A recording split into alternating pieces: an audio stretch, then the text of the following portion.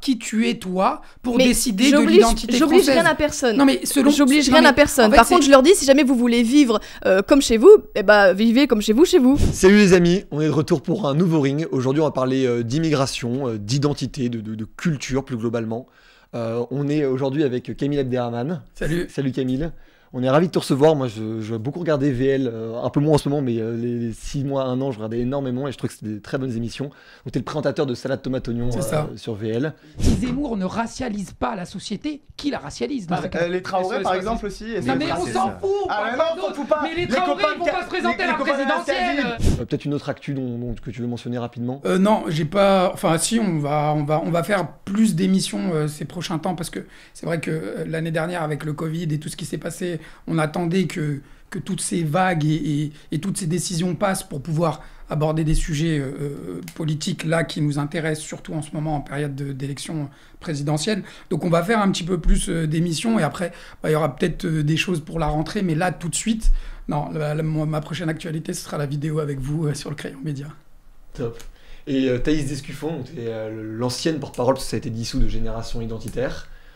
Exact. Tu es aussi sur les réseaux sociaux au nom de Gauloise sans filtre. Ouais, bon ça c'était mon ancien compte Instagram avant qu'il se fasse suspendre. Mais sinon oui, effectivement j'ai une chaîne YouTube que j'ai lancée il y a 1 an. Dans les années 1960, les banlieues c'était le paradis pour ceux qui y habitaient. C'était l'accès à la modernité, l'accès aux services publics.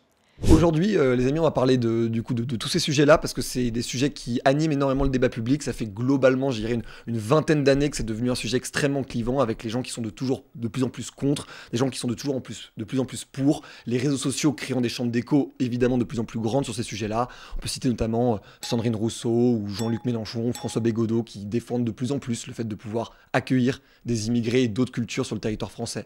Des personnalités comme Jean Messia, comme Éric Zemmour, comme Mathieu Bock-Côté, qui eux, à l'inverse, veulent défendre une identité plus européenne, plus unifiée. Et c'est du coup de ça dont on va discuter aujourd'hui. Vos débatteurs sont prêts, votre présentateur est prêt. T'es prête, toi, Mathilde ?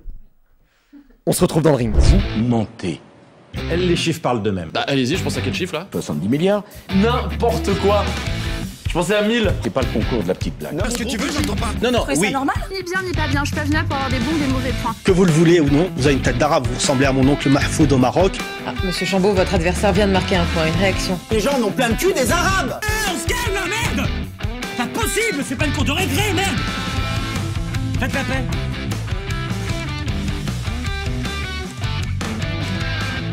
Donc, on se retrouve au cœur du débat. J'aimerais commencer en fait avec cette question d'essayer de sortir un peu de ce terme immigration et de parler plutôt de certaines spécificités. Est-ce qu'on doit distinguer les immigrés en fonction de leur origine, en fonction de, je sais pas, leur religion, en fonction de l'endroit d'où ils viennent ?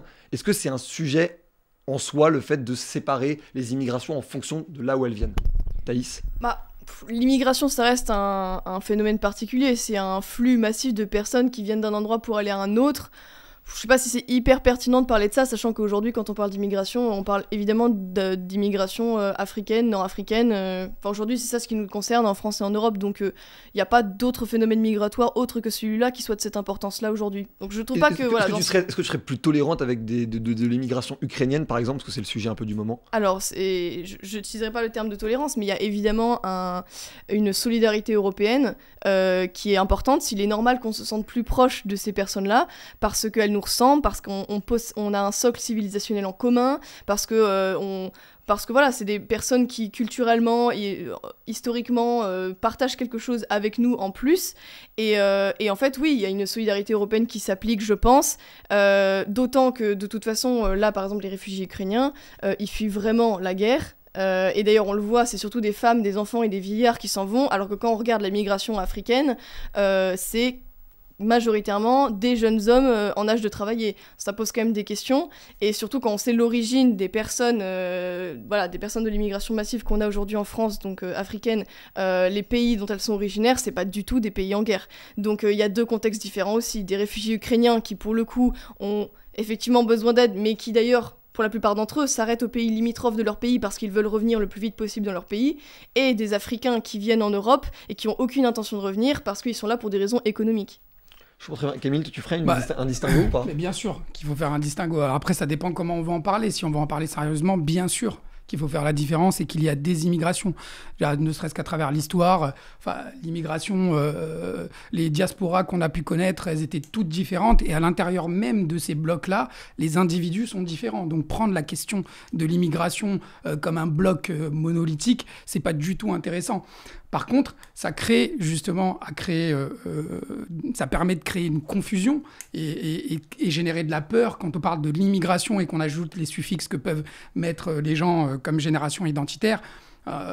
Dire que l'immigration est un danger, par exemple, ça permet de ne rien dire. Parce que les immigrations, bien sûr qu'elles ont des raisons différentes, tout en sachant que toutes les immigrations qu'a connues la France, c'est la France qui les a provoquées. Quand au 19e siècle ou au 20e siècle, les immigrations qui ont pu se passer, elles étaient très souvent d'ordre économique. Et ce qui se passe, c'est que une fois qu'on n'a plus besoin de ces gens-là deviennent un problème. Mais en règle générale, si on veut en parler d'une manière pertinente, bien sûr qu'il faut parler des immigrations et ne pas oublier que ça reste des êtres humains avec leur complexité. Donc on ne peut pas parler d'un bloc, par exemple, migratoire. Ça sert à tout sauf parler de ce phénomène-là. Je comprends complètement, mais du coup, ça rejoint un peu sur ce que tu dis, Thaïs, la question presque de la culture qui vient avec les personnes qui arrivent. Est-ce que c'est un des sujets, Évidemment, mais évidemment que c'est un sujet. Quand tu vois que l'immigration qui a pu avoir polonaise, italienne, espagnole, et encore, tu en parles comme si tu pouvais comparer les deux, mais enfin, je veux dire, c'est des phénomènes qui moi, je les compare pas. Je dis juste qu'il y en a eu des. Je dis qu'il y en a eu des différentes. C'est des phénomènes qui sont d'ampleur déjà totalement autre. Enfin, je veux dire, c'est pas une immigration massive comme on a aujourd'hui. C'était pas 400 000 personnes qui arrivent tous les ans. Alors bien sûr que si. Je sais pas si tu sais, mais par exemple, l'immigration belge, pour commencer, à Roubaix, dans le nord de la France, même dans la France entière, il y avait 40% d'immigrés qui étaient belges. Je pense pas qu'il y ait 400 000 Belges qui arrivent tous les ans en France et qui envahissent le pays quand même. Ça pas trop. À l'époque, si. Et pourtant, à l'époque, si, 400 000 entrées tous les ans. Peut-être pas 400 000 entrées tous les ans, mais on est arrivé à 2 millions. On avait 2 millions de Belges sur le territoire français, chose qui était exceptionnelle. Et puis, pareil pour la diaspora italienne. C'est les Italiens qui ont construit Marseille en partie. Pourtant, on sait très bien ce qui s'est passé avec les Italiens, malgré qu'ils ressemblent énormément non, mais malgré le fait qu'ils ressemblent à l'immigration que toi tu vas apprécier. Il y a eu quand même des drames, il y a eu des gens qui se sont fait tuer, je sais pas si tu es au courant de ça. Alors j'ai oublié le nom de la ville et le nom du massacre qui s'est passé à la fin du 19e siècle. À Aigues-Mortes, par une chaude journée d'août 1893, des ouvriers d'origine italienne sont en train de travailler dans les salins et ils sont massacrés par des ouvriers français. Combien est-ce qu'il y aura de morts? 8 comme le disent les autorités, 20 comme l'affirme le Petit Marseillais à l'époque, 50 comme le proclamera le quotidien britannique le Times. Voilà, c'est toujours les mêmes phénomènes. Quand on a besoin d'immigration, ils sont les bienvenus, on fait tout pour qu'ils viennent. Et une fois qu'il n'y a plus besoin d'eux, là ça devient l'ennemi, on les chasse et puis même on les tue. C'est faux, c'est faux. Ceux qui sont venus les chercher déjà, c'est le grand patronat, donc c'est pas la population française. Après, c'est la population française qui est obligée de vivre avec et de les supporter. Ensuite, et quand le grand patronat ne peut rien faire d'autre que de... Deuxième chose, ils ont été payés, ils ont eu un salaire comme tout le monde. Voilà, je dirais à un moment donné, c'est pas comme si on les faisait venir, on les faisait travailler. Ça c'était un peu plus avant, ça c'était au moment de la reconstruction. C'était à l'époque des colonies, etc. Cette période-là, on les payait pas, on les utilisait un peu plus. Oui, et l'esclavage qui est encore maintenant dans certains pays d'Afrique, on en parle parce que bon, elle a bon dos l'Europe, la colonisation. Il y a rien à opposer. C'est pas parce que parce qu'on n'est pas contre l'immigration actuelle qu'on est pour l'esclavage. Ça veut rien dire. Non mais est-ce que j'ai dit ça? Absolument pas. Ce que je suis en train de dire simplement, c'est que là, on est en train de parler de colonisation et de dire que soi-disant on a fait venir plein de gens, qu'on les a pas payés, qu'on les a exploités. Alors déjà c'est faux. Encore une fois, ils ont eu un salaire à partir de l'immigration de travail. J'ai pas dit ça. Si, c'est ce que tu as dit. Non, tu as dit que on avait fait venir encore avant ça des gens via la colonisation et qu'on les payait pas. C'est ce que tu as dit. La colonisation et l'esclavage, mais pour parler juste de ce qui s'est passé dans les mines en France, parce que voilà, après la Révolution, tu sais très bien que les Français ne voulaient plus faire certains métiers, et donc on a été obligés. Il y avait, par exemple, pourquoi on a fait venir tous ces Polonais, qui sont d'ailleurs très très mal intégrés, hein. Je ne sais pas si tu connais la diaspora polonaise. Alors, là, elle s'est très mal intégrée, elle ne s'est pas du tout assimilée, comme toi, tu peux le dire, par rapport à des diasporas qui peuvent être européennes et qui s'assimileraient mieux, qui correspondraient mieux à l'immigration française. C'était pas du tout le cas. Je sais pas si tu sais ce qui s'est passé avec des Polonais. Ils ont même retenu dans certaines mines en otage des Français. Ils imposaient, parce que c'est des orthodoxes, des jours fériés. Ce qu'ils réclamaient en 1930 ou en 1940 quand on les a fait venir, c'était bien plus que certaines immigrations, certaines immigrations peuvent réclamer aujourd'hui. Je savais pas que les Polonais ils brûlaient les banlieues et ils mettaient les banlieues à feu et à sang, mais bon, c'est pas... Il y a des gens qui brûlent des banlieues. Ah bah non, mais les banlieues... Non, tu vas pas m'apprendre, tu vas pas me faire croire que tu sais j'ai pas vu de banlieue brûlée. Que la police se fait attaquer très régulièrement en banlieue, se fait caillasser au mortier, que les voitures sont brûlées. Ça n'a rien à voir avec l'immigration. Il y a 85... Mais bien sûr que c'est lié à l'origine de l'immigration. Évidemment, mais c'est un secret de polichinelle. 85 faits sont enregistrés tous les jours contre des policiers, des faits de violence. Bon, après, on nous parle de violence policière, ça me fait bien rigoler.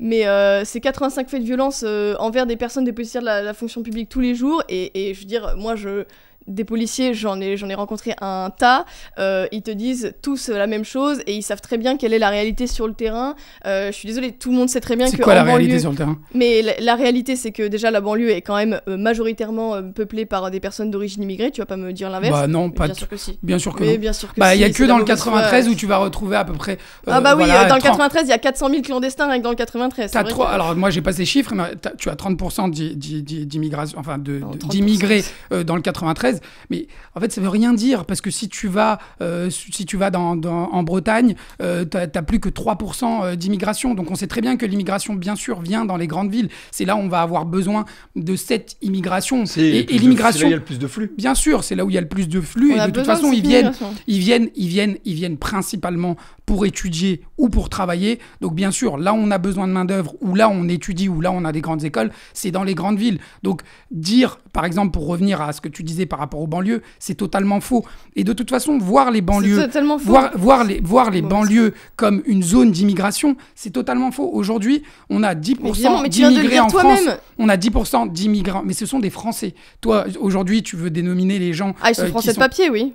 Non, ce sont des Français. Alors après, toi, tu peux le voir comme... Tu peux dire que c'est des Français de papier.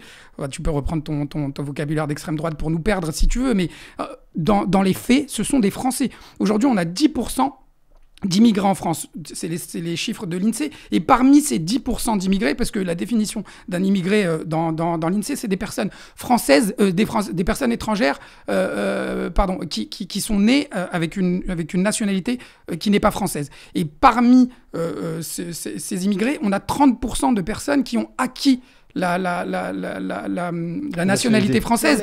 Donc on n'a plus que 7% d'immigrés. Alors après, bien sûr qu'il y a aussi l'immigration illégale. Donc ça, voilà, c'est difficile de savoir à combien elle est, mais voilà, l'INSEE dit entre 6 et 700 000 personnes. Va dire aux Français moyens, il y a 10% d'immigrés en France, il va te rironner. Parce qu'on sait très bien. Non mais. Oui, en fait, le truc c'est que toi tu me comptes toutes les personnes qui ont acquis la nationalité française entre. Mais en fait, c'est bien ça où est le problème, c'est que c'est 10%. Après, il y aura une partie qui va être comptabilisée comme française, etc., etc. Donc là, l'INSEE va dire, regardez, on est toujours à 10%. Mais tu peux être contre, mais c'est la réalité. Non, mais l'INSEE va dire, regardez, on est toujours à 10%, ça a pas même augmenté. Même pas, on devrait être à 7%. Ça a pas augmenté, je peux finir. Ça a pas augmenté sur toutes les années, donc regardez, il y a pas de grand remplacement, il y a pas d'augmentation de l'immigration. Bah oui, forcément, si tu naturalises tous les autres qui sont arrivés entre-temps, forcément, et que soi-disant tu les comptabilises tous comme français, bah oui, effectivement, le chiffre va rester à 10%. Alors encore une fois, le fait de dire encore une fois que voilà, si tu naturalises tout le monde, c'est totalement faux. On sait très bien à quel point c'est difficile d'obtenir la nationalité française. C'est tellement difficile. On sait très bien à quel point un visa, c'est ultra compliqué. Nous, moi, je sais que par exemple, ma grand-mère vit en Algérie, elle a 87 ans. Pour la faire venir en France, c'est quasiment impossible. Impossible. Oui, bien sûr. C'est la réalité. Moi, je te parle d'un phénomène personnel. Ma grand-mère, elle n'est pas venue en France depuis 14 ans parce que c'est très difficile d'avoir. Non. C'est juste que, voilà, c'est la volonté de l'extrême droite. C'est de créer de la confusion et de surtout pas parler des problématiques réelles. Si on dit que tous les immigrés vont acquérir la nationalité française, bien sûr qu'on va faire peur et qu'on va plus facilement intégrer cette théorie du grand remplacement. Mais elle n'existe pas. Leur théorie du grand remplacement, en fait, ils prennent énormément en compte des gens qui sont français. C'est juste pour cacher le fait que, voilà, c'est pour ne pas dire que c'est des Noirs et les Arabes qui nous emmerdent, quoi. Tu fais une super transition, parce que c'est justement la question d'après. C'est, en fait, j'ai l'impression, et c'est un truc que beaucoup de gens partagent, qu'il y a parfois, en fait, derrière ce sujet de l'immigration qui est très une de médias, qui fait très une de journaux, il y a aussi surtout ce sujet, en fait, de l'identité. Et en fait, on va opposer peut-être la logique de culture unique que tu aurais de ton côté à une logique plutôt multiculturelle que tu aurais de ton côté. Et donc, du coup, j'aimerais faire évoluer le débat aussi dans ce sens-là. Est-ce que chacun vous souhaitez du coup bien cette culture unique ou ce multiculturalisme? Et du coup, comment réussir en fait à faire société dans un cas ou dans l'autre? Parce qu'aujourd'hui, ce qui se passe de toute façon, c'est qu'il y a un blocage. Il y a des gens qui sont pour l'immigration parce qu'ils sont pour une société multiculturelle, d'autres qui sont contre parce qu'ils sont pour une société unique. Et il y a blocage parce qu'en fait, on n'est aussi pas certain de quoi on parle. Et donc du coup, j'aimerais qu'on parle aussi du coup cette logique d'identité. Est-ce que toi, c'est ce que tu souhaites du coup, une société multiculturelle? Moi, je sais pas ce que ça veut dire l'identité française, donc je pense que je vais laisser Thaïs nous expliquer ce qu'est l'identité française, parce que déterminer ce qu'est l'identité française, qui sommes-nous pour déterminer l'identité française? Enfin, à quel moment il y a un exemple? Est-ce que dans la Constitution, on nous explique comment être un bon Français? Non, c'est de l'ordre de l'émotionnel. Je vais la laisser, parce que bon, je connais les discours par rapport à l'identité que peuvent avoir les identitaires. De toute façon, c'est même leur fonction première. Donc, je te laisse développer ta théorie. Mais c'est très intéressant parce que justement, tu valides un peu mon discours. C'est qu'effectivement... Ah non, je valide strictement, même pas 0,1% de ton discours. Je vais te dire en quoi ça valide un peu mon discours. C'est que justement, l'identité française, en fait, elle a tellement été submergée que maintenant, effectivement, les gens ne savraient même plus tellement la définir parce qu'elle a été complètement grignotée. À la base, l'identité française, c'est quand même simple. Une identité, c'est l'ensemble de caractéristiques qui forment l'homogénéité d'un peuple et le fait qu'il soit unique. On sait l'immigration, l'identité anglaise, l'identité tchèque, l'identité, etc. Donc c'est la langue, la culture, le passé. Enfin voilà, en France on parle français, c'est la gastronomie, c'est la musique. Dans plein d'autres pays, ça veut rien dire. Non mais ça fait partie des critères, oui. Voilà. Attends, si déjà, un minimum, si déjà ils peuvent parler français, c'est quand même pas mal. Un Québécois parle français, c'est pas pour autant que non mais je te dis, c'est l'ensemble de caractéristiques, je te dis pas justement, c'est pas juste en parlant français. Je suis en train de te dire, c'est l'histoire, c'est la géographie, c'est la culture, la langue, le peuple, les traditions. Ça veut dire quoi? Non mais la culture, c'est la musique, c'est la gastronomie, c'est l'architecture, mais bien sûr que si. C'est ultra subjectif ce que tu es en train de dire. Comment est-ce que il y a plein de Français qui vont être à ton goût, auxquels tu vas pouvoir t'identifier et qui sont pas du tout d'accord avec ce que tu dis, qui en ont même totalement rien à foutre de ce que tu racontes et qui vont pas du tout rentrer dans ton bloc identitaire. Il y a plein de Français qui vont être blonds aux yeux bleus et qui vont te plaire totalement et avec lesquels tu vas penser que ce sera beaucoup plus facile de dialoguer ou d'échanger une identité et qui sont pas du tout d'accord avec ce que tu dis et qui votent pas pour les gens que toi tu vas soutenir. Donc j'irais même à l'inverse, il y a des gens c'est de l'émotionnel. Il y a des gens identitaires français qui ne correspondent à aucun des critères. On avait reçu notamment Anis Red Skull pour un débat. Éric Zemmour et Marine Le Pen se présentent à une élection présidentielle, pour le coup. Ils ne sont pas d'extrême droite pour vous, Anis? Pour moi, ils ne sont pas d'extrême droite. Ils sont d'une droite très dure. Marine Le Pen serait même d'extrême gauche pour moi. En fait, pour moi, Marine Le Pen, ce serait plus de l'extrême gauche souverainiste. Qui lui est là pour essayer de rendre Zemmour audible auprès justement de communautés musulmanes, d'origine algérienne. Et donc du coup... Non mais en fait je comprends la question de Camille. Non mais il y a deux choses que là en fait on mélange plein de choses. Moi j'ai jamais dit qu'il pouvait pas y avoir une petite portion de personnes d'origine immigrée qui pouvaient devenir françaises parce que l'assimilation à échelle individuelle ça peut marcher. Par contre je ne crois pas en une politique d'assimilation parce qu'à partir du moment où la quantité devient qualité, elle finit par imposer ses codes, ses normes, sa religion, sa culture, etc. Tu me dis c'est quoi l'identité française? C'est quand même terrible qu'on en vienne justement à se poser cette question, alors que personne ne se poserait la question de c'est quoi l'identité algérienne. Tout le monde serait capable, tu serais très bien capable de dire quelle est. Bien sûr que si. Non. Évidemment que si. Et en fait, le truc, c'est que du coup, on en vient à nier l'identité française, à dire limite qu'elle n'existe pas, que n'importe qui pourrait devenir français à partir du moment où il a un bout de papier où il y a écrit français dessus, c'est signé, c'est ok. Le truc, c'est qu'en fait, être français, c'est pas juste ça. Être français, il y a une réalité concrète, observable chez les individus et qui se traduit concrètement. En fait, dans le réel. Et donc, moi, je trouve ça dramatique qu'on en vienne à se poser la question, c'est quoi l'identité française ? On a quand même 1500 ans d'histoire d'un pays, un pays qui a plus de 1500 ans d'histoire, et on n'est même pas capable de dire ce que c'est. Si tu prenais les 1500 ans d'histoire, oui, ce serait intéressant. Sauf que le problème, c'est que les identitaires, voilà, ils font pas du tout de l'histoire. Ils récupèrent uniquement les éléments de l'histoire qui les arrangent pour essayer d'avancer une culture française. Alors que ça veut rien dire. Pour certains Français, la culture française, voilà, ça va être une certaine musique. Aujourd'hui, on voit très bien que le rap, par exemple, est totalement, c'est le numéro 1 dans la musique. Et pourtant, elle va pas du tout être. C'est ce qui aujourd'hui, le rap est totalement au-dessus en termes de stream comparé à la variété française. Donc, ce que tu prônes, et encore une fois, c'est de l'ordre de l'émotionnel. À aucun moment, si tu manges 2 kilos de saucisson dans la semaine, tu vas être plus français qu'un autre. Ça veut strictement rien dire. Il y en a qui a dit ça pour certains, si tu parles de culture, de musique, c'est quoi la musique française ? Il y a des gens, il y a des Françaises qui chantent en anglais, il y a des Françaises qui chantent en arabe, et pourtant ça va être de la musique française. Donc on ne peut pas. En fait, c'est uniquement, voilà, c'est le problème toujours de l'extrême droite et des identitaires, c'est qu'ils vont faire appel à l'émotionnel pour essayer de peindre une identité qui va correspondre uniquement à eux. C'est-à-dire que même dans leur... Et ça reste le principe de tout être humain. À l'intérieur même de leur bloc, ils vont avoir des discordes. Si on commence à parler de culture, il y en a qui vont plus aimer Napoléon, d'autres qui vont plus aimer Charles Martel, d'autres qui vont reconnaître justement... Ça n'a strictement rien à voir. C'est une chose de préférer des personnages historiques à d'autres. L'influence que le monde arabe a pu avoir sur l'Europe, parce qu'on nous parle toujours d'histoire, enfin eux nous parlent toujours d'histoire, en évoquant uniquement ce qui les intéresse.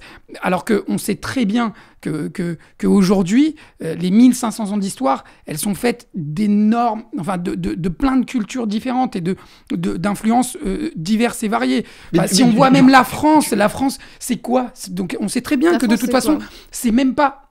si tu prends la France en tant que pays, si tu prends l'histoire de la France, il y a la France, c'est des Germains qui... Enfin voilà, il y a plein de choses qui ont influencé la France. Enfin, la langue française d'aujourd'hui, il n'y a que 100 mots gaulois dedans, alors qu'il y en a 500 qui sont arabes.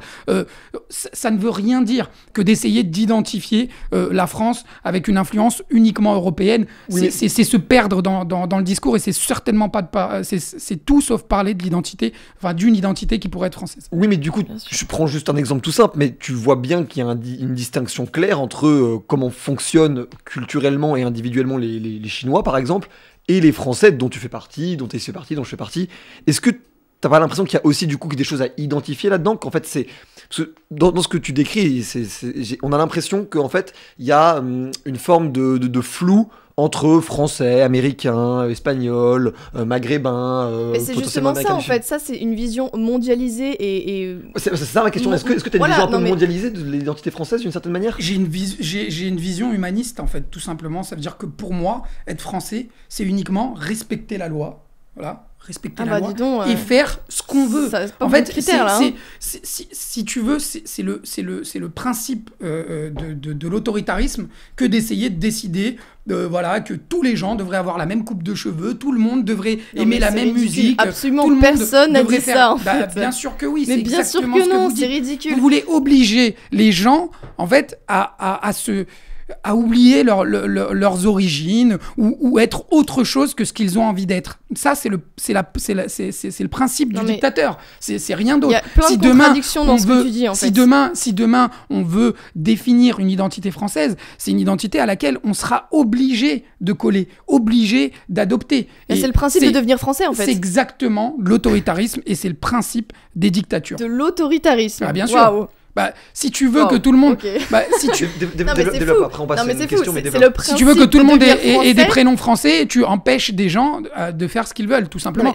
S'il y a des gens qui veulent s'appeler avec des prénoms... Mais il n'y a pas de souci. Les gens font ce qu'ils ont envie, en fait, c'est ça. Mais bien sûr, ils font ce qu'ils veulent, et si jamais ils veulent appeler leur enfant de telle manière, s'habiller comme s'ils étaient en Arabie Saoudite, ils ont qu'à y habiter. C'est fou. Bien sûr que si. En fait, le truc, c'est qu'à partir du moment où tu veux habiter, tu veux faire tienne...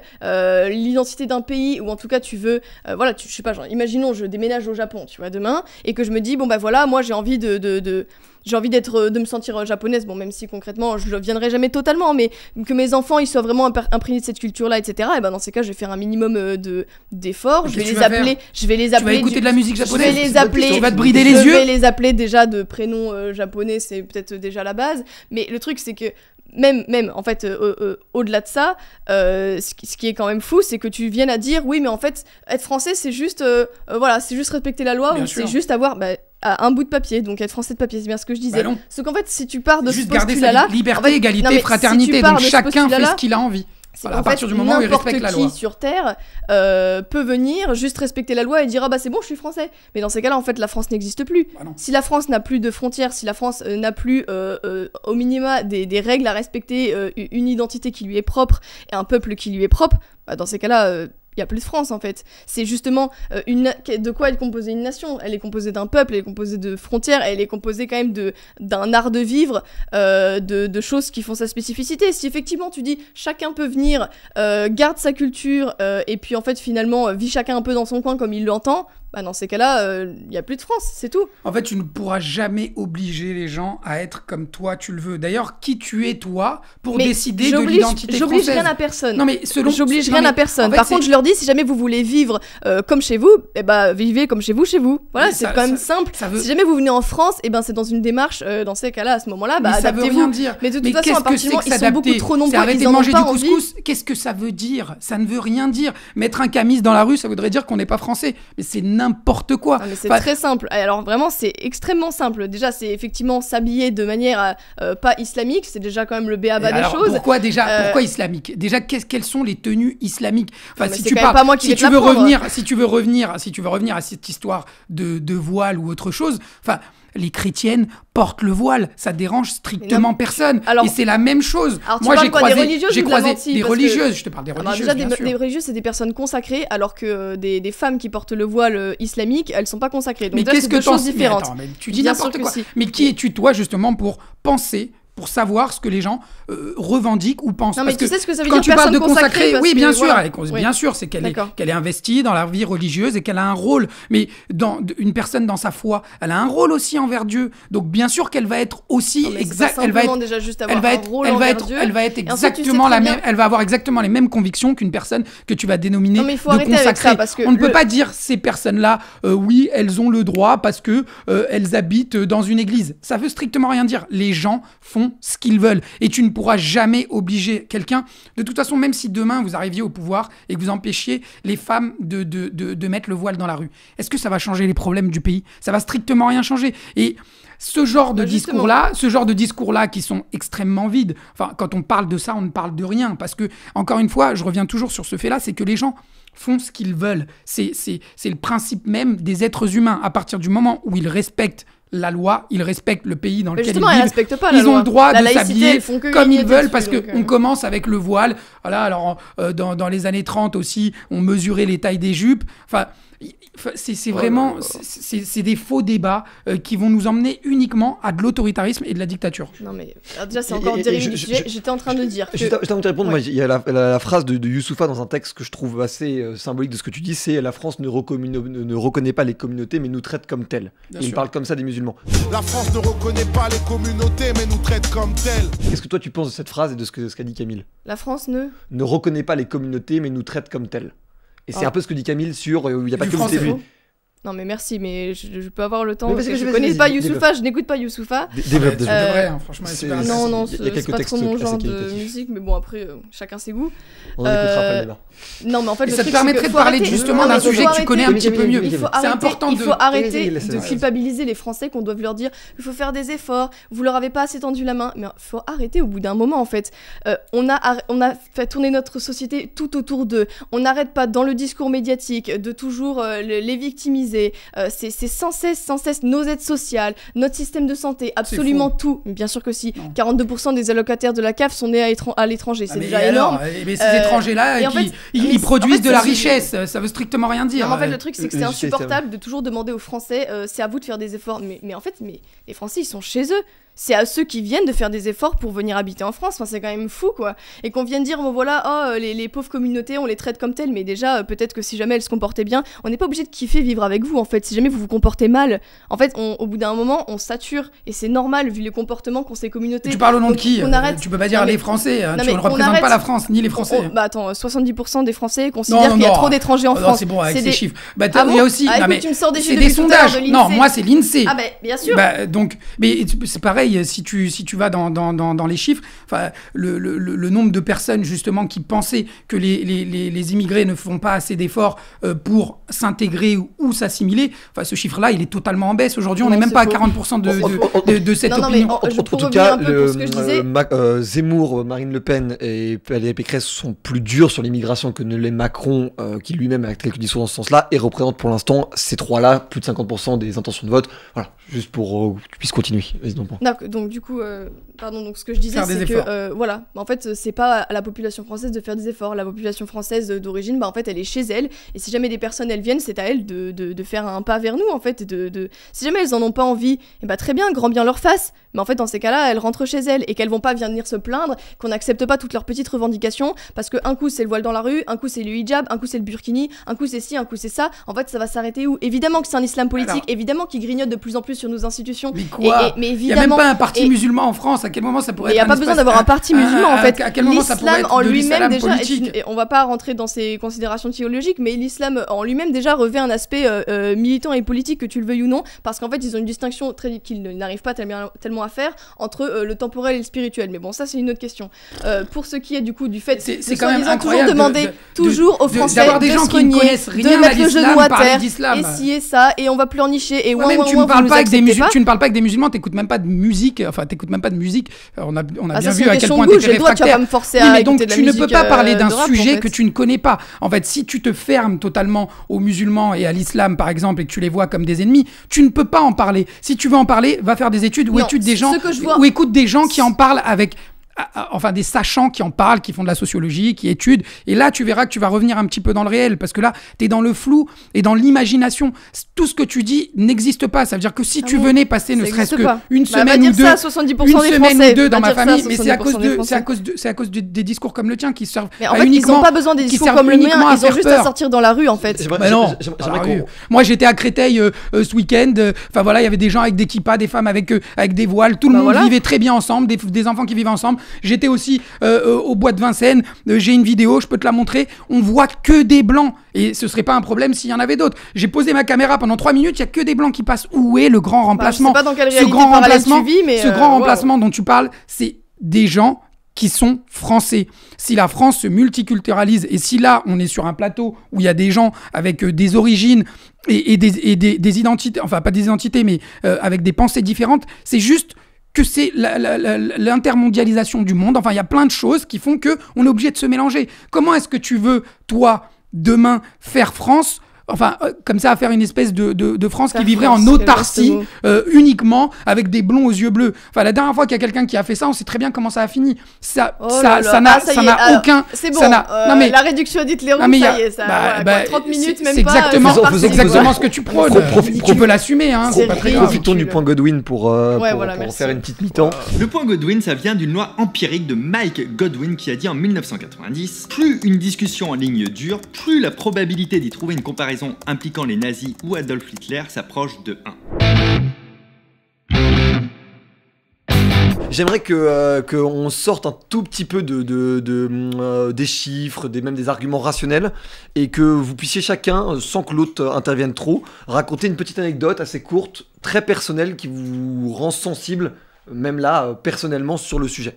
Moi, j'ai des histoires personnelles, si tu veux. Je connais des gens qui sont venus même de manière irrégulière en France. Et je sais à quel point ça a été difficile pour eux. Quand on voit des gens comme Génération Identitaire qui vont les accueillir, alors qu'ils ont eu un combat, mais beaucoup meurent sur la route. Et en fait, qu'est-ce qu'ils font, Génération Identitaire, quand qu'ils gravissent des montagnes ou qu'ils se mettent aux frontières pour dire à ces gens-là, non, on veut pas de vous. Ils veulent les achever, en fait. C'est des gens qui souffrent. Si ces personnes-là connaissaient un minimum et s'intéressaient un minimum à ces gens-là d'une manière humaine, jamais de leur vie, à moins qu'ils aient des gros problèmes pathologiques, jamais de leur vie ils se permettraient, quand ils arrivent à la frontière, et c'est pour ça que tu as été condamné, parce que tu as dit que les immigrés étaient un danger. Je sais pas si tu te rends compte à quel point on va loin et à quel point, justement, on veut créer ce bloc monolithique et ne plus voir ces gens-là comme des êtres humains, mais uniquement comme un danger, comme quelque chose, comme des gens qui vont venir en France uniquement pour niquer le pays, alors qu'en vrai, c'est des gens qui cherchent juste à s'en sortir un petit peu mieux. Et qui sommes-nous, nous, qui avons eu la chance, parce que tu as de la chance, peut-être tu estimes que tu as de la chance de t'appeler Thaïs Descuffon et d'avoir grandi dans une famille noble et d'être en France et de te sentir chez toi. Mais même si tu es là depuis 20 siècles, ce nativisme-là, il n'existe pas. Il n'y a qu'à voir aux États-Unis. Les États-Unis, c'est un pays qui s'est fait c'était des chrétiens qui se sont exactement, qui étaient mais aujourd'hui quand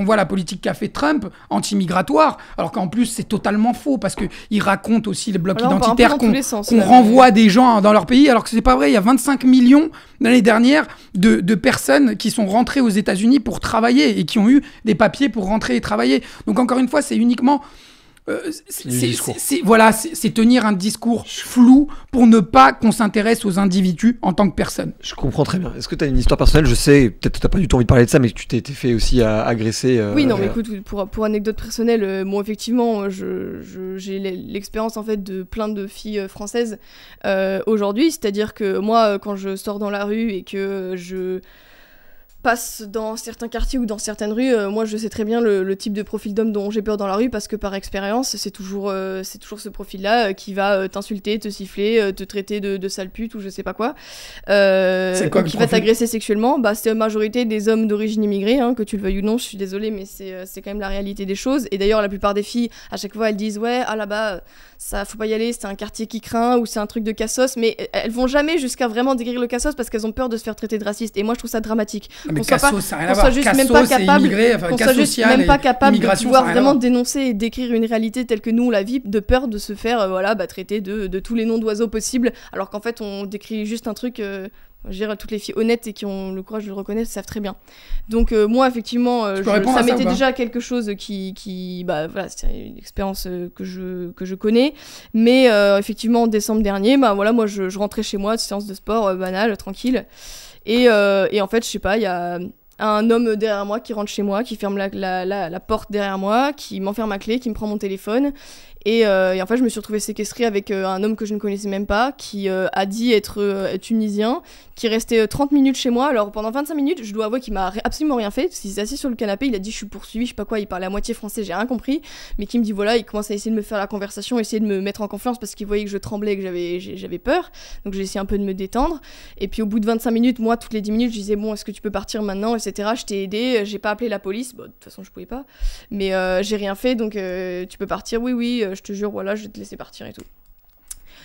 Écoute, tu peux rigoler, mais moi je rigolais moins. Elle en est où cette affaire? Ouais, écoute, c'est toujours en cours l'enquête, donc du coup voilà, je sais pas si ça te fait rigoler, moi pas trop, mais et en fait c'est la manière dont tu en parles qui c'est vrai que c'est compliqué. Non mais c'est la manière dont tu en parles. Réalité, non mais parce que toujours placer ce wall là comme si c'était important et ce mec là qui t'aurait donné son identité. Marqué, ouais. Non mais parce que on a le droit, bien sûr qu'il faut soutenir les femmes qui se font agresser dans la rue, mais te connaissant, on a le droit aussi de penser que ça peut être une récupération politique. Enfin, l'histoire de la femme qui s'est fait violer dans le métro. On a très bien révélé que c'était une mythomane. Donc tous les schémas sont possibles. Femme qui se fait violer dans le métro, c'est quand même très vague. Je sais pas si je me rappelle pas de cette affaire. C'était dans le RER.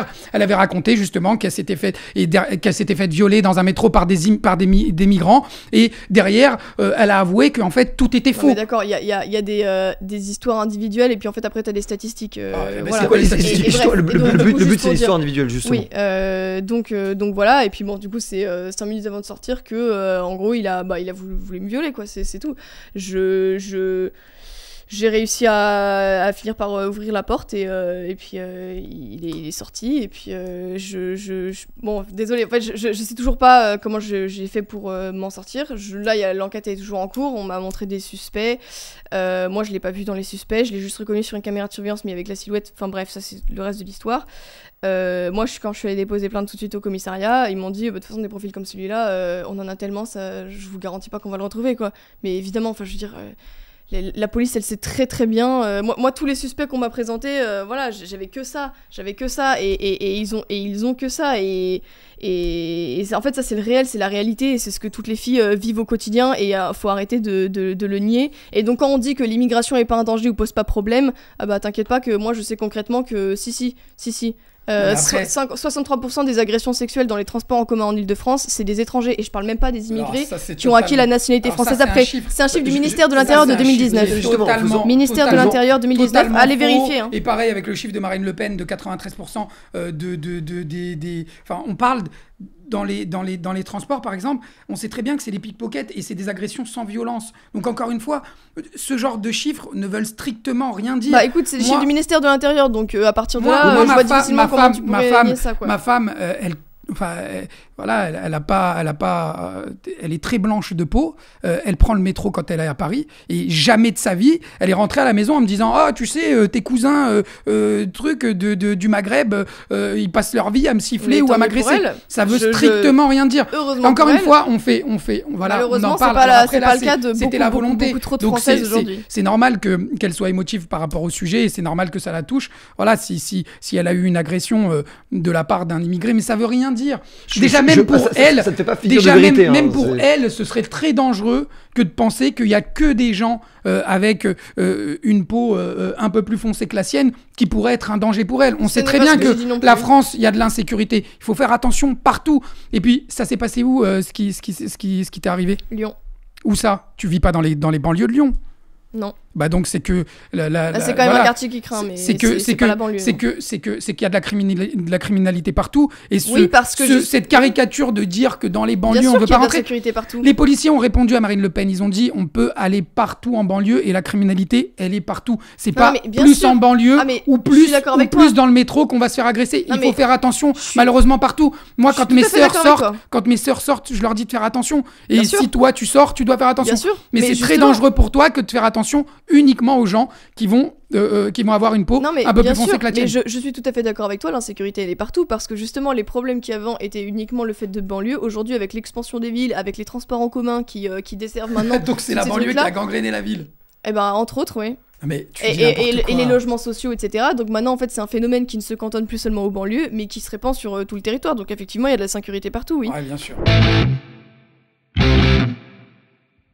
J'aimerais qu'on se pose la question de comment créer un débat plus apaisé sur le sujet, parce qu'en fait, j'ai du mal à vraiment comprendre ce qui fait que les gens sont c'est autant sensible comme sujet. Je prends juste un exemple, le pouvoir d'achat qui est la première préoccupation des Français, comme ça a été répété sur tous les plateaux télé à qui voulaient l'entendre. Personne n'est à ce point-là véhément sur le pouvoir d'achat. Même les gilets jaunes, qui étaient un vrai sujet sur le pouvoir d'achat, il y a beaucoup d'autres sujets que le pouvoir d'achat qui rentraient en ligne de mire, alors que sur le sujet de l'immigration, de l'identité, c'est des sujets qui vraiment polarisent. Pourquoi, en fait ? Il y a, si tu veux, le sujet de l'identité, en fait, c'est un non-sujet. Quand on parle de l'identité, on parle de rien. Et si on veut en parler si on veut parler d'immigration avec un minimum de sérénité, il faut pas en parler avec Thaïs Descuffon. Il faut en parler avec des sociologues. Il faut en parler avec des gens qui travaillent là-dessus. Le but. Il faut parler avec tout le monde. Tout le monde a le droit de s'exprimer. Bien sûr que tout le monde a le droit de s'exprimer. Mais moi, si je vais annoncer mes peurs sur tous les plateaux télé, bien sûr que au bout d'un moment, si je passe ma vie à dire que si on partageait ce discours de suprémaciste blanc, si on passait, on voit bien ce qui se passe aujourd'hui. Blanc pour toi ?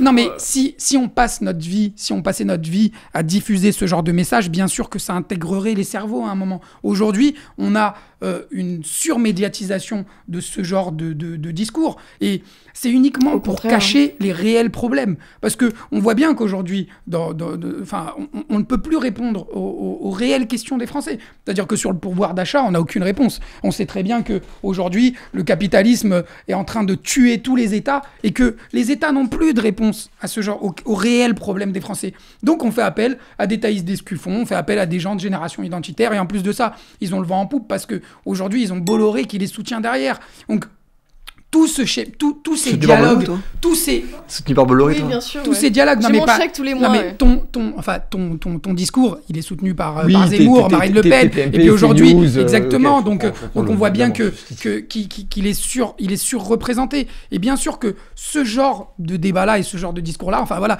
si je te dis, et peut-être qu'il est représenté parce qu'en fait, il est partagé par une majorité de Français. Tu trouves pas que la France va mal? Bah, tu vas répondre, tu vois. Mais sauf que tu vas répondre selon ce que tu penses toi. Oui, tu vas faire appel à l'émotionnel et tu vas nous répondre selon ce que toi tu en penses. Mais factuellement parlant, on ne dit rien. Et puis, c'est des choses qui prennent beaucoup les gens et qui passionnent les gens. Et en fait, ça permet c'est juste les idiots utiles du capitalisme. En fait, ils nous permettent de ne pas parler des réels problèmes de comment est-ce, parce qu'on sait très bien qu'on va pas pouvoir payer les retraites aujourd'hui. Donc, comment est-ce qu'on fait? On n'a pas de solution. Donc on met des identitaires qui viennent nous parler et nous disent vous trouvez pas que le climat social est pas bon en France? Alors bien sûr que chacun va avoir son avis et que ça passionne les gens. Regarde, aujourd'hui on fait ce débat-là et on est tous les deux, je pense, passionnés par le fait d'en parler, mais ça avancera pas grandement les choses. Elle va continuer à penser ce qu'elle veut, et moi aussi. Oui, mais ça crée du dialogue, et puis les gens qui vous regardent changent peut-être d'avis en fonction de ce que l'un et l'autre disent aussi. Ça, faut vraiment pas le négliger. Et bon, si je reformule un peu ton argument, et si jamais si je le dis mal, évidemment tu me corriges, mais en gros ce que dit Camille aussi, c'est est-ce que les questions identitaires sont pas aussi une manière de détourner les regards de la lutte des classes? C'est un peu ça ce que tu dis. C'est exactement ça. Qu'est-ce que t'en penses, toi? Non, je pense que toutes les questions sociales, sociétales, en fait, que les Français le savent ou non, sont reliées de près ou de loin à l'immigration, en fait, qui est un phénomène qui a des ramifications très larges. Et en fait, par exemple, comment les syndicats pourraient-ils défendre les travailleurs français alors qu'aujourd'hui, ils sont complètement dédiés à défendre les immigrés? Pareil pour les féministes, comment pourraient-elles défendre les femmes alors qu'aujourd'hui, elles ont troqué leur combat pour défendre plutôt les immigrés via leur truc d'intersectionnalité, ou même comment on pourrait... C'est pas un peu minoritaire, ça, au sein de ces mouvements-là? Non, mais non, c'est pas du tout minoritaire. Et ensuite, comment, par exemple, par rapport à l'éducation nationale, en fait, le truc, c'est que le niveau baisse dramatiquement. Ça aussi, c'est quand même lié, qu'on le veuille ou non, à l'immigration. Donc, en fait, il y a plein de choses comme ça qui en fait ont effectivement des connexions. Et même le pouvoir d'achat ou les retraites, effectivement, si on arrêtait d'importer 400 000 personnes par an qui en fait ne contribuent même pas toutes, qui sont même pas obligées de travailler, parce que quand même 55% des immigrés en âge de travailler ne travaillent pas, quand même. Et donc forcément, si on fait venir 400 000, forcément, quand on fait venir 400 000 personnes par an et qu'en fait elles contribuent même pas au système social qui par ailleurs est hyper généreux envers eux, donc eux ils ont beaucoup d'aide sans avoir besoin de travailler, oui forcément qu'après les retraites pipeau, hein. Ouais, oui, forcément. Oui, mais il y a aussi une question de pyramide des âges que l'immigration. Mais en aussi plus, cherche on peut pas laisser dire qu'il y a 400 000 personnes. Alors, je sais pas comment ils ont dénominé ces chiffres. On mettra les sources en description. 400 000 par an. Mais pas du tout. Alors, on sait par exemple. Ministère de l'Intérieur. Mais non, mais si tu prends les chiffres de l'INSEE ou même des chiffres de l'Eurostat, on sait très bien qu'il y a à peu près entre 200 et 250 000 personnes qui viennent en France par an. Si tu retires les gens qui meurent et les gens qui repartent, on arrive à un chiffre à peu près de 130 000, 135 000 personnes. Oui, mais justement. Et je parle d'immigrés qui repartent. Non, je te parle d'immigrés qui repartent. Il y a eu un article du Monde qui a été très détaillé là-dessus, et c'est l'INSEE qui le dit. Quand tu dis qu'il y a 400 000 personnes qui viennent, encore une fois, c'est uniquement pour faire peur aux gens. Et quand on dit qu'il y a 400 000 personnes qui viennent en France, c'est totalement faux. Tu prends n'importe quelle personne sérieuse qui va te parler. Ministère de l'Intérieur, c'est pas sérieux ? Qui va te parler justement de ce phénomène migratoire et de chiffres. On va toujours arriver à ces chiffres-là qui vont être entre 130 et 150 000. Et on peut le checker tout de suite. Ça représente 0,2% de la population chaque année. On mettra vos sources. Le grand remplacement, franchement, il a vraiment... On mettra vos sources en description. Il est ultra lent, quoi. J'aimerais terminer ce débat par une question qui est peut-être plus large sur le débat, mais ces décisions-là, et vous avez tous les deux mélangé aussi ces arguments à ce niveau-là, est-ce que c'est des décisions qui doivent être émotionnelles ? Donc on pourrait dire, on va dire accueillir les personnes qui sont dans le besoin, ou à l'inverse protéger les nôtres. ou est-ce que c'est des décisions qui doivent être prises de manière pragmatique, quoi, en fait est-ce qu'il y a une compatibilité culturelle, ou est-ce qu'il y a un besoin économique ou de remplacement de pyramide des âges pour les retraites et tout? Est-ce que qu'est-ce qui doit dominer dans ce débat-là? Est-ce que c'est le pragmatique ou est-ce que c'est l'émotionnel? Le réel, le pragmatisme. Chaque politique. Le réel peut être émotionnel. Alors je vois le réel émotionnel, c'est-à-dire oui, on peut c'est-à-dire être émotionnel vis-à-vis du réel, mais je veux dire, en attendant, il y a des faits qui sont là. Si j'ai subi du racisme ou que j'ai été agressé par un immigré, je vais émotionnellement percevoir différemment le sujet. Oui, d'accord, mais enfin le fait reste le même. Je vois, c'est un peu, enfin, je suis pas certaine d'avoir bien compris ce que tu voulais dire quand tu disais le réel. Moi j'ai compris. Dans la politique, dans l'immigration, est-ce qu'on doit choisir à l'intérieur de l'immigration? Est-ce qu'on doit faire des choix en interne par rapport à l'immigration? La raison, le pays depuis lequel ces gens-là viennent. Et moi je pense que voilà, chaque pays va avoir une politique, la politique migratoire qu'il va penser qu'elle sera peut-être la mieux pour son pays. Après, pareil, ce phénomène d'immigration, il est extrêmement instrumentalisé par les politiciens. Enfin, on le voit bien aujourd'hui en Italie. L'Italie a doublé ses visas parce qu'ils sont en manque de main-d'œuvre. On a vu en Corse, on a vu en Corse aussi, l'été dernier, on a fait venir énormément de Marocains parce qu'il n'y avait pas de personnes en France pour aller travailler dans le domaine de l'agriculture. C'est pour faire baisser les salaires des ouvriers français derrière. Ça, parce qu'en fait, c'est des personnes qui sont prêtes à faire des boulots de façon mal payée. Donc comme ça, on baisse les salaires. Non, c'est pas vrai. C'est pas vrai parce que on peut pas.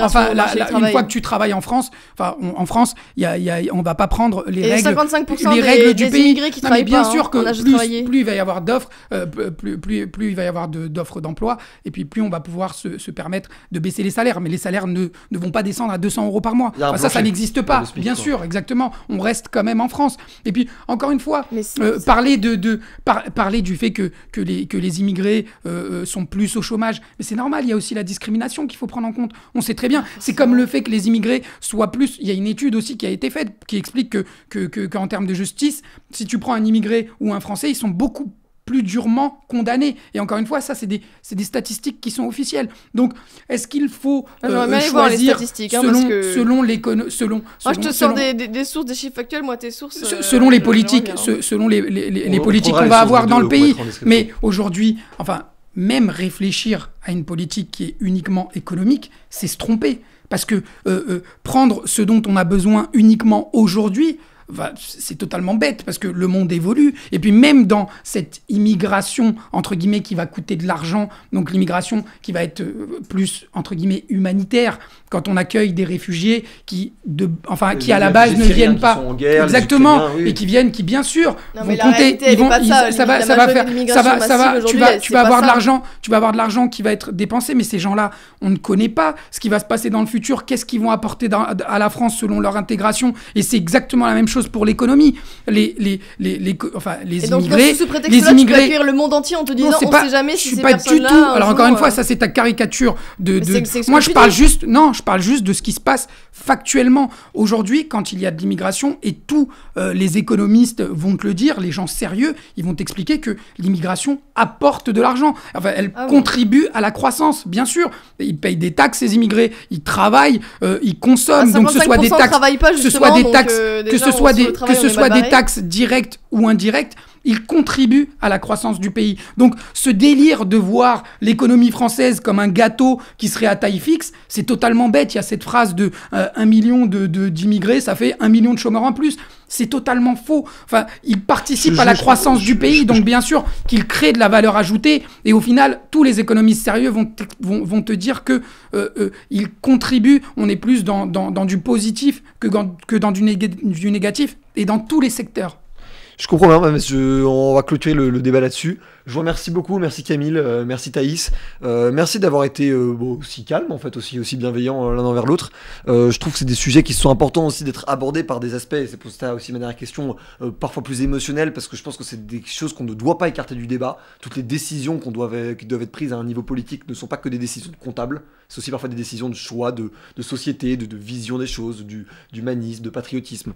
Bref, et voilà, donc merci beaucoup d'avoir participé. On peut rajouter un petit mot ? Mais il y aura le débrief, mais vas-y. Alors, on pourra peut-être sûrement le faire dans le débrief, mais c'est juste que, voilà, juste pour terminer en disant que si les identitaires, si on commençait à écouter les identitaires pour définir la politique du pays ou même définir ce qu'est l'identité française, enfin, moi, par exemple, j'ai jamais eu de problème avec la justice. Donc, pourquoi chez les identitaires, on sait qu'ils sont, ils sont très, très condamnés. Que ce soit Zemmour, que ce soit Thaïs, que ce soit Damien Rieu. Enfin, si demain, moi, ce qui est sûr et certain, c'est que jamais de ma vie, je vais écouter des gens qui ont été condamnés et qui ne sont pas républicains et pour me dire ce que serait l'identité française. Oui, non, parce que du coup, je peux quand même rajouter un petit truc. Vas-y. Bon, déjà, juste pour les condamnations, c'est de la condamnation purement idéologique, hein, parce que Non, ce que j'ai dit, c'était factuel. Non, c'est la on va pas justice repartir qui sur t'a un débat. condamné. Donc arrêtez avec on ce va délire. arrêter, on va pas repartir sur un débat. Je finis. Voilà, merci. Aidez-moi à conclure. Donc voilà, merci. Donc bon, moi j'ai dit ce que j'avais à dire. Non, moi je voudrais juste clôturer en disant que en fait, au bout d'un moment, il y en a marre. Les Français, ils ont le dos rond. On leur en a demandé beaucoup.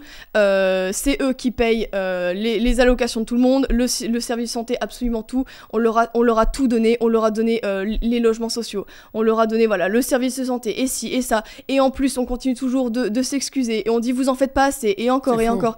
Non mais bien sûr que si. Non, la preuve. La preuve, je te l'ai dit juste avant en parlant d'économie. Les Français ont le droit, parce qu'ils sont chez eux, parce qu'ils sont héritiers de 1500 ans d'histoire, parce que c'est le peuple originel de France, ils ont le droit d'imposer leurs règles, et ils ont le droit d'imposer leurs règles, et que, en fait, on les suive ou pas, et ils sont tout à fait dans leur droit, dans ces cas-là, de dire, écoutez, très bien, vous voulez pas les respecter, rentrez chez vous, et en fait, c'est pas des personnes comme toi ou autres qui vont leur dire, vous êtes pas assez républicain, vous êtes pas assez ci, vous êtes pas assez ça, vous êtes pas assez bienveillant, vous êtes pas assez bien pensant. En fait, au bout d'un moment, stop. Ils sont français, ils ont envie de le rester, et ça, on pourra pas leur enlever parce qu'ils sont ici chez eux, et voilà. Heureusement que tu peux parler au nom des Français, mais heureusement que tu ne représentes pas du tout les Français et que vous êtes vraiment un bloc ultra minoritaire. On le voit quand vous faites. Oui, 70% des Français qui pensent qu'il y a trop d'étrangers. Et quand on voit les manifestations, etc. Mais c'était pour conclure, en fait, si jamais tu viens toujours rajouter quelque chose à ce que je dis, on va jamais s'en sortir. Vous générez aussi peu de monde, à quel point vous êtes inutile et à quel point vous n'êtes pas du tout représentant de la France. Heureusement que tu parles en ton nom et pas au nom des Français. C'est terrible de pas pouvoir conclure. Et je pense que tu devrais même t'excuser à chaque fois que tu parles au nom des Français parce que tu représentes tout sauf la France, crois-moi. Oui, je dois m'excuser, bien sûr.